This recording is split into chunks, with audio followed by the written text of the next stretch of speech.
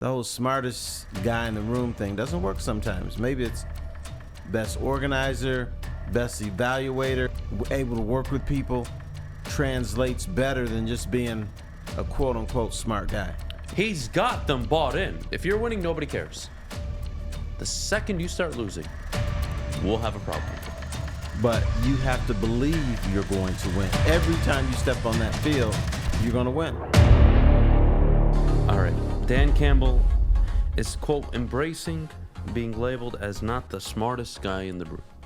He sees it as an advantage. He wants people to think he's a bozo so he can have a competitive advantage on Sundays. I'm paraphrasing, obviously, just trying to have fun. But, Terry, you know what? We've had smartest in the room before. For 50 years. Not too long ago. As recently as Bob Quinn and Matt Patricia. You had smartest in the room. I think the misconception with smartest in the room is a lot of these guys are very smart. Very smart people. They can coach, they can manage, they can scout, they can do a lot of things. But people think that being the smartest in the room always translates to success and leadership. And being a head coach is all about two things: leading and having success. Right. You can be an ass. You can be all those things. If you're winning, nobody cares. The second you start losing, we'll have a problem with it. Dan Campbell, right? Doesn't want to be the smartest guy in the room. Dan Campbell, Mr. Macho Man, whatever. However you want to label this head coach. If he goes out and starts the season 6-4 or 6-3, nobody will give a damn. If he starts the season 0-10,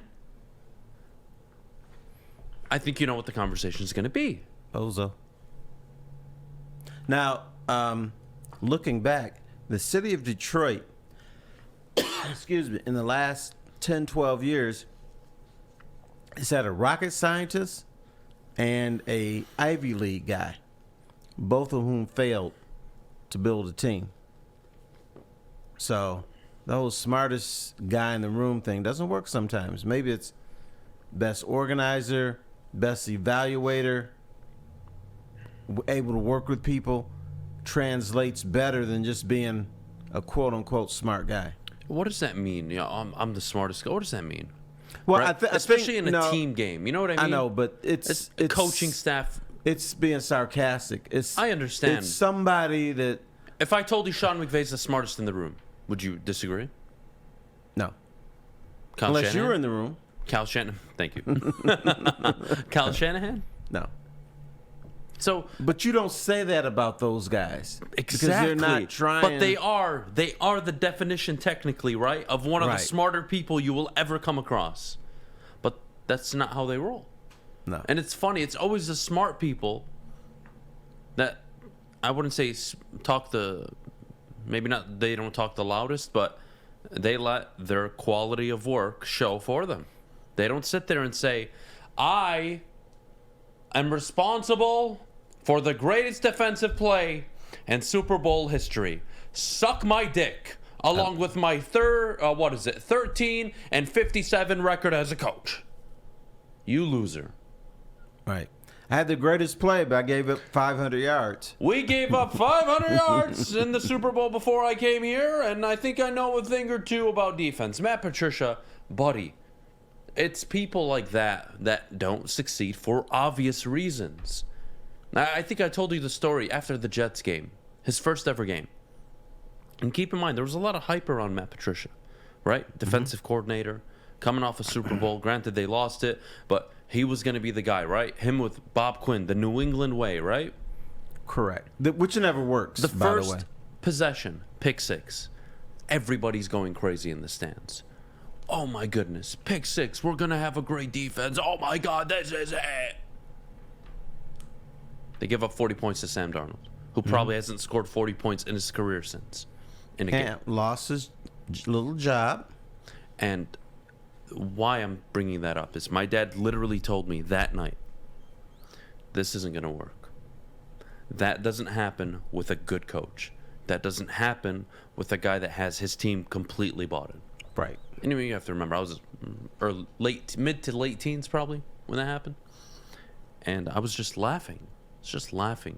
Like, you're kidding me. we're going to do this again. And it did. It worked out exactly the way I thought it would. They sucked.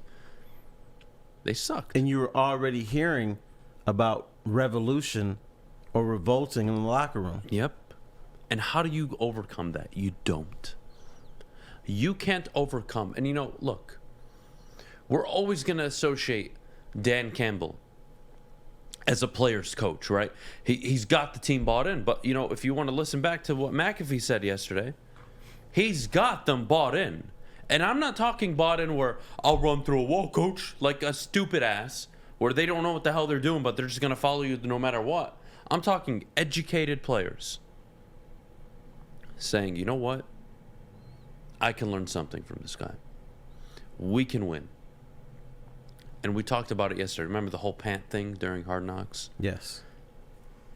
At its core, that's more powerful than anything I've ever seen a Lions coach do in the last 15, 20 years.